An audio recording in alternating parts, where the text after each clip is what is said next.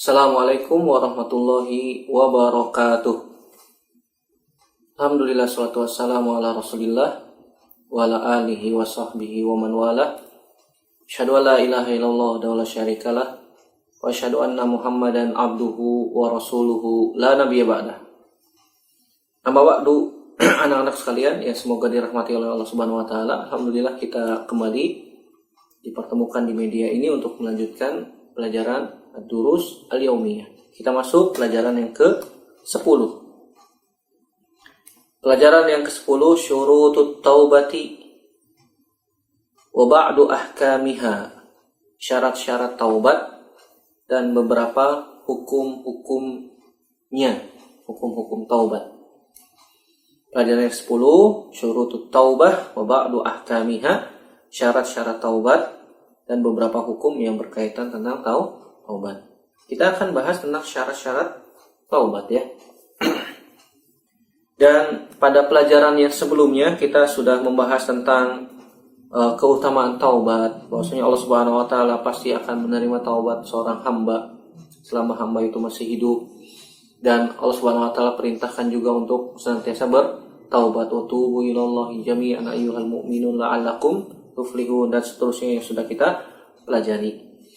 Pada kesempatan kali ini kita akan membahas tentang taubat. Taubat itu syarat-syarat taubat. Taubat memiliki syarat-syarat. Ketika seseorang ingin bertaubat, maka dia harus penuhi syarat-syaratnya. Sehingga taubatnya diterima oleh Allah Subhanahu wa taala dengan izin dari Allah Subhanahu wa taala. Dan taubat akan diterima oleh Allah Subhanahu wa taala selama taubat itu dilakukan oleh manusia dan nyawanya belum di kerongkongan dan belum sampai di tenggorokan dia. Dan juga taubat akan diterima oleh Allah Subhanahu wa taala selama matahari belum terbit dari arah tenggelamnya, yaitu dari arah barat atau tegaknya hari kiamat.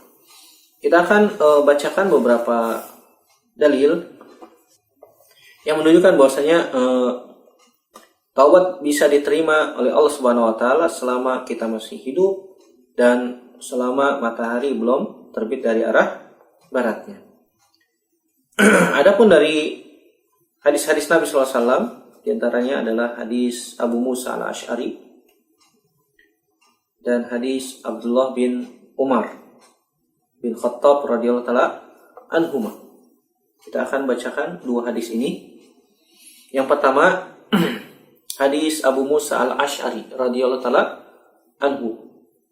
Dari Nabi sallallahu alaihi wasallam bersabda, "Innallaha ta'ala yabsutu yadahu bil-laili liyatuba musii'un nahar wa yabsutu yadahu fin-nahari liyatuba musii'ul lail hatta tatlu asy-syamsu min maghribiha." Akhrajahu Muslim.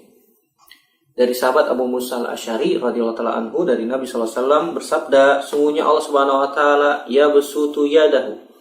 Allah Subhanahu wa taala menghamparkan tangannya bil-lail, di malam hari, liyatuba musii'un nahar, untuk menerima taubat orang-orang yang melakukan maksiat di siang hari.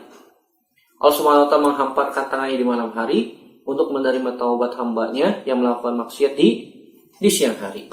Wa yabsutu yadahu fin nahari liyatuba musii'ul lail, dan Allah Subhanahu wa taala menghamparkan tangannya di siang hari untuk menerima taubat hambanya yang melakukan maksiat di malam hari. Hatta tatlu asy-syamsu min maghribiha, sampai matahari terbit dari arah tenggelamnya, dari arah barat.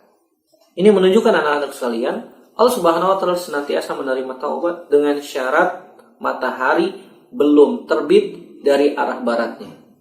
Dari arah tenggelamnya.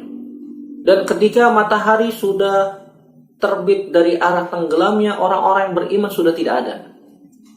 Sebelumnya Allah Subhanahu wa taala sudah kirimkan angin untuk mencabut ruh orang-orang yang beriman.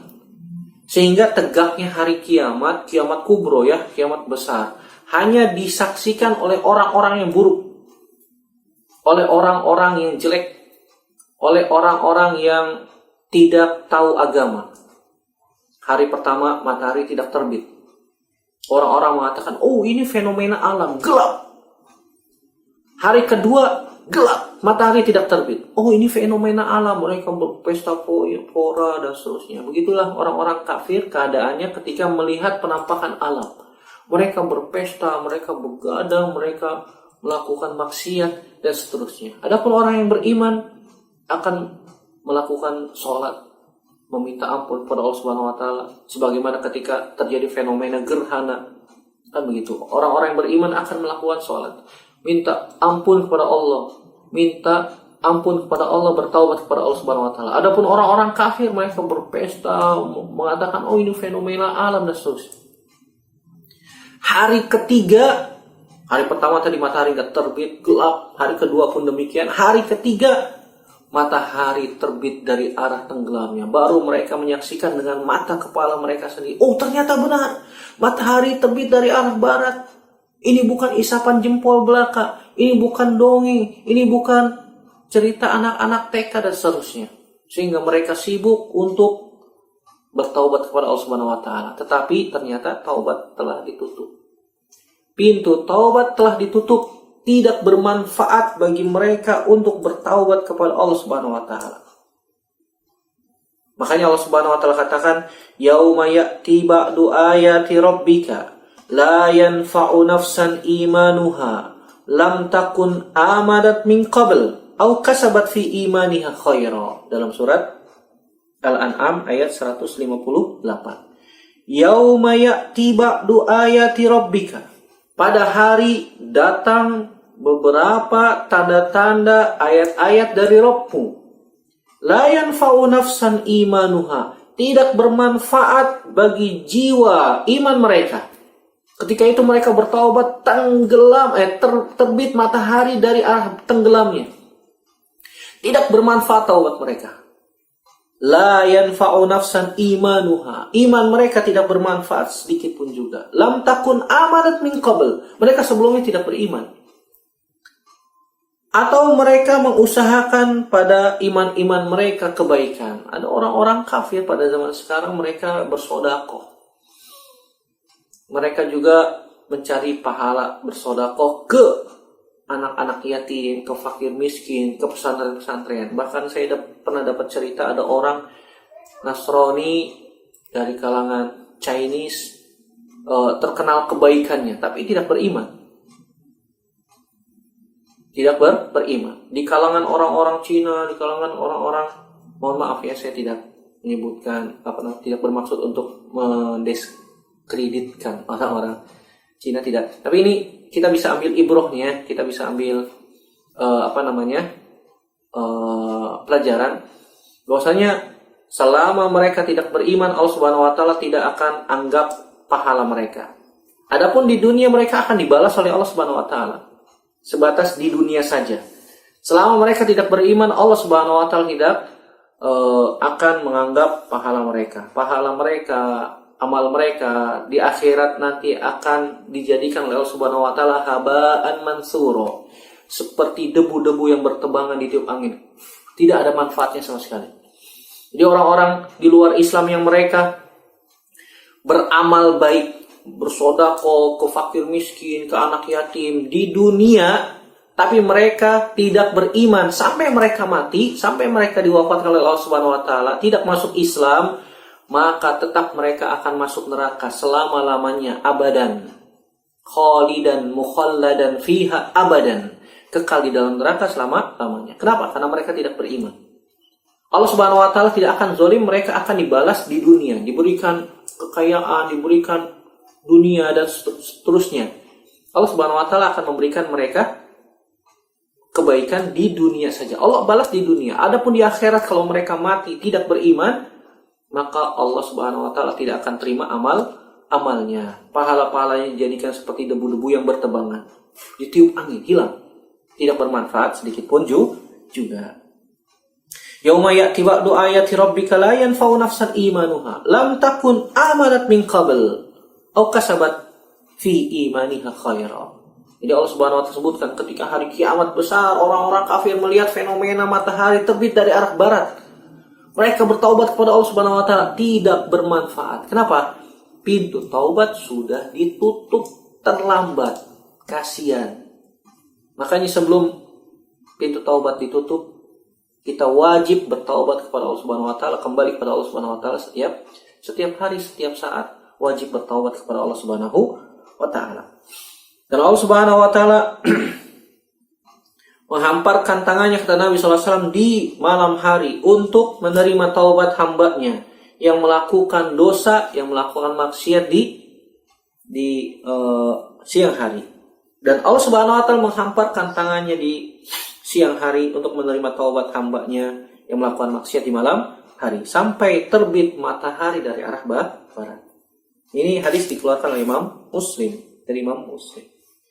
Hadis yang kedua dari sahabat Abdullah bin Umar radhiyallahu taala anhuma, Abdullah bin Umar bin Khattab radhiyallahu taala anhuma, dari Nabi SAW bersabda, "Innallaha azza wa jal yaqbalu taubatal 'abdi ma lam yughargir."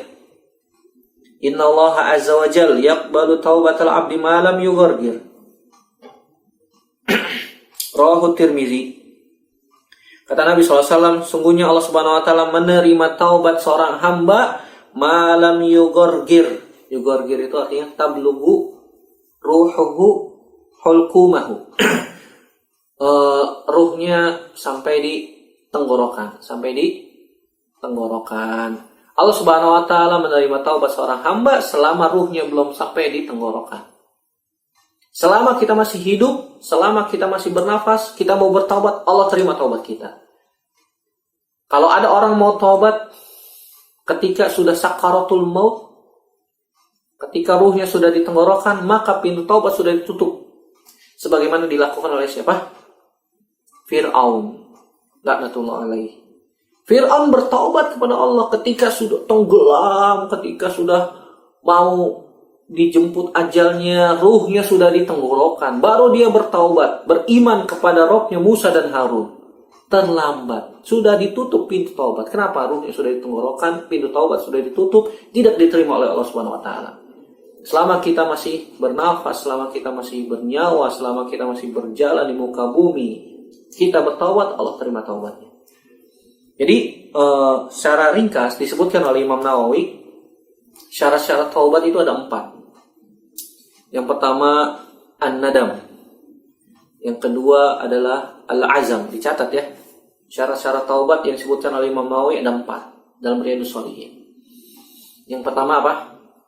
An-nadam, menyesal melakukan dosa tersebut. Yang kedua al-azam, bertekad kuat tidak akan melakukan dosa itu lagi. Yang ketiga al-iqla. Iqla itu artinya menjauhkan diri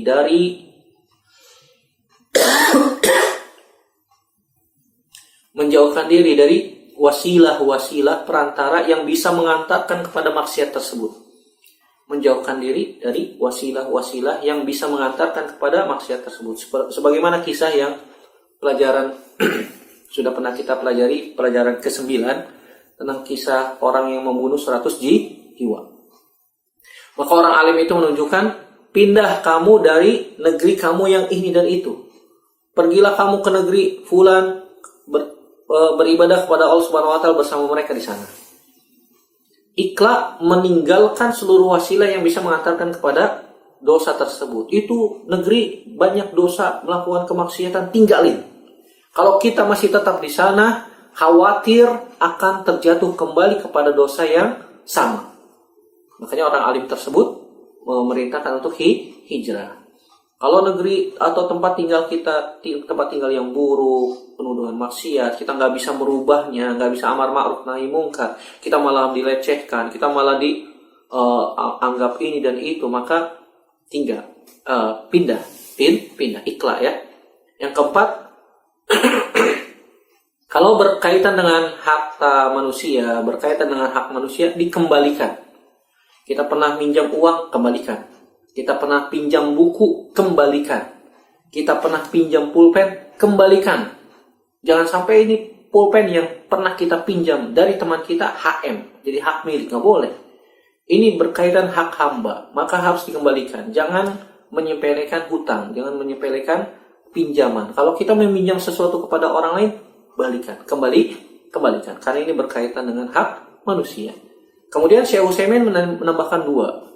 Di dalam syarah Riyadhus Shalihin, Syekh Utsaimin menambahkan 2, yaitu ikhlas dan taubat dilakukan sebelum pintu taubat ditutup.